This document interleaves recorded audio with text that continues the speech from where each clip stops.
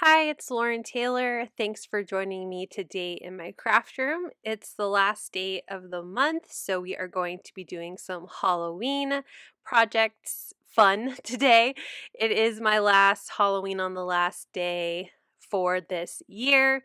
I'm going to be taking the end of December off because I will be traveling and seeing family. So I hope you enjoyed seeing a little bit of fun Halloween throughout the year.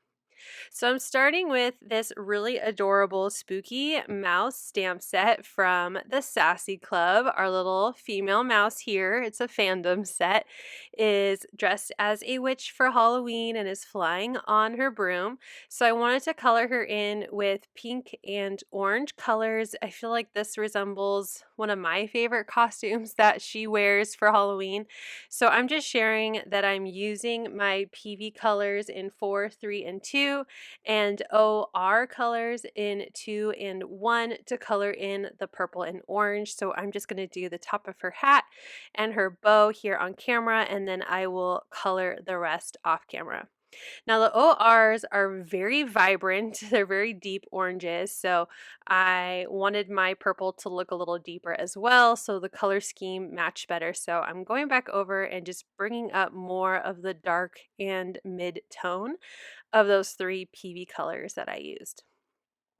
So once I'm happy with her cute little outfit, I'm going to color in the black part of my mouse. Now, I don't actually use black when coloring in black. I generally tend to use ice grays. So I'm using ice gray 10 and 8 to color in her ears as well as her nose, and anywhere else there should be black bits on her face. To color in the broom, I'm using more of a muted brown, so I'm using MB3, and then I'm going to bring in MB4 just to add in a little bit of shadow where she's holding on to the broom. And then the, I guess, broom part of the broom, what is that part? I'm doing a hand movement like you can see. The brush part of the broom.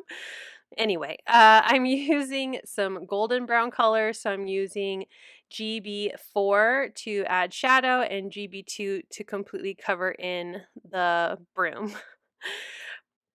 For her mouth, I colored in with Ice Gray 8, and her tongue, I'm just grabbing DR1 to color that in with just one shade. And then I'm actually going to move over into my Ohuhu markers. So these were Spectrum Noir Illustrator markers, but I'm bringing in much lighter colors. So I have Ohuhu markers in pastels and skin tone. So I'm using a very pale warm gray to color in her gloves, just like a shadow. And then I'm using R18, which is a very soft peach color, and I'm coloring in her face completely. I didn't really do any shadowing with the face. I just colored over it twice, and then I'm going to bring out a more peach tone just to give a little bit of color onto her cheek, like right where the smile ends, just to add a little bit of some depth there, and that was R21. But again, I didn't really do any shadowing for her face. I'm going to grab a white gel pen and I'm just going to quickly add in some highlights. I really love Sassy Club stamps. They have a much thicker outline, and it really helps when you're adding white gel pen. You can add it right there on the line, and I just think it looks really nice. I really love her style of stamps. I'm going to fussy cut out my mini. Of course, you can use your scan and cut. There aren't any dies for this set, but it didn't take too long to fussy cut her out.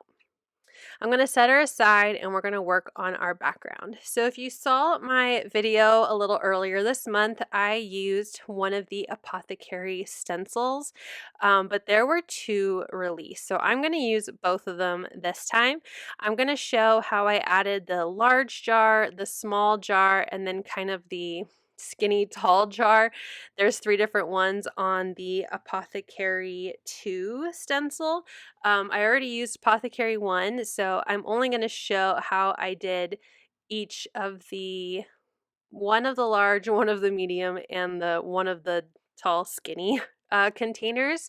And I will link down below in the description my other card using the Apothecary Bottle Stencil 1. So if you're curious on how I used that stencil and did all my layering, you can reference that video below. So for the large glass here, I'm using milled lavender to be kind of the soft glass bottle of my potion. And then I'm going to grab Villainous potion, and I'm adding Villainous potion with the next step in the stencil, which looks like there is liquid inside the stencil. And I love that it doesn't go all the way to the edge of the bottle, so it really looks like it's sitting inside of a glass bottle because there is a little bit of that border. Next, I'm going to come in and do the larger, like tall, skinnier potion bottle. And for this one, I'm going to grab some orange color. So I'm going to use dried marigold and spiced marmalade.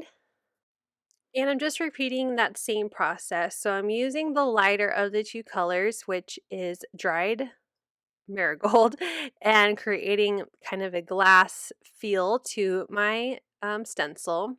And then for the next part, I'm going to add the liquid kind of filling of the bottle inside, and I will mask off anything that I don't want to get color on. So I'm using my mint tape here to help me. And I'm going to color in the liquid again, just like I did with the purple inside, using the spiced marmalade, which is a little bit darker. So there you can see how everything is layering, and I'm going to do the small bottle container, and again masking off anything I don't want to get color on, and this time I'm going to use greens. So I'm going to use cracked pistachio and lucky clover. So cracked pistachio will be the first layer in my stenciling, so it will be the glass bottle, and then lucky clover will be the liquid inside of it. Now the two, I guess, wider containers, so the really big purple one and this smaller green one, there's actually 3 layers. So it has another small kind of liquid layer. So you can either do not very much potion, or you can use it for layering another color, or maybe darkening up the color that you have the liquid in. I did that on my card using the Apothecary bottles stencil 1. This time around, I'm not doing that. I'm going to be using those extra little liquid stencils openings to add some glitter glaze. So I will show that after I'm all done coloring. All 3 of these containers also have a topper, and it's really cool because Sandra from the Sassy Club designed the stencil so it looks like the topper is inside the bottle. There's like a gap where it overlaps the, I guess, lip of the bottle. And so that way it looks really beautifully that you can have your stopper showing clearly outside of the bottle and then a little bit inside the bottle like you would, you know, a magic potion in real life. You could see all 3 here. So then I added some from the first stencil, and again I did that off camera because I've already shown how to use the stencil, and I will have that video linked down below. But now I wanted to add a little bit more fun to my background. So I'm going to be adding these labels, but first I need to stamp my sentiment because I'm going to be embossing it, and I'm using VersaFine for both my sentiment and these little bottle labels. So I'm going to start with my sentiment. That way the embossing will be done and I don't have to worry about embossing powder sticking to places I don't want it to stick. And I'm using the sentiment from Amok, which is a really beautiful, large, also fandom inspired stamp set. And I'm stamping Come We Fly with my VersaFine and Onyx black ink. I made sure to put lots of anti-static powder down because I did use Distress Oxides, and I know that sometimes our embossing powder can stick to Distress Oxides, so I used lots of anti-static powder to make sure it would only stick to the sentiment, and then I used my heat gun to melt that down. Once the sentiment was cooled, I'm just grabbing a Swiffer duster and trying to remove some of that excess anti-static powder without smearing my background. So now I'm going to add in these little labels. I'm just going to kind of jump through them. There really is no rhyme or reason other than picking a label that will fit on the bottle. So I'm taking these really cute. These are the Sanderson's Brew clear stamp set, and I'm just adding labels. I'm sorry I'm a little off camera here, but just on some of the bottles where I know they fit. Again, I didn't really have any plan. I just added it where I thought it would look good and look balanced as much as possible. I'm not very good with mixed media and like anything that's not symmetrical in straight lines. So I will say this background was a little bit out of my comfort zone, but I really liked how it turned out. I like how everything's kind of overlapping and it felt balanced once I was all done adding my labels. I'm taking one of my nested A2 dies. This is the second largest, so that way I'll have a small border when I place this background onto my A2 card base. So now comes the fun part, I guess you could say, because it was a pain in the butt, but I wanted to add some of this glitter glaze. This is Fallen Snow. It's by Brutus Monroe. And so now I'm going through, and anywhere where I have that like third layer of my stencil, I guess fourth if you include the stopper, but I have my bottle, my large amount of liquid, and then a small amount of liquid to add in some detail. I am putting down some glitter glaze. Now the only thing is I put all these bottles just like randomly on my background. So I kept accidentally laying my stencil into the glitter glaze that I already laid down. It was a mess. I think I probably could have done a better job just using my pops of color from scrapbook.com and just like squirting on some texture of my potions. I do like this step because it did add in some glitter and some shine, and I love having something sparkly on all my cards, but it was a pain in the butt to do this. It just was overlapping my stencil everywhere and trying not to get, you know, glitter glaze everywhere. Luckily it's clear and it wasn't, too difficult. If it did get somewhere else, it was clear. It doesn't really matter.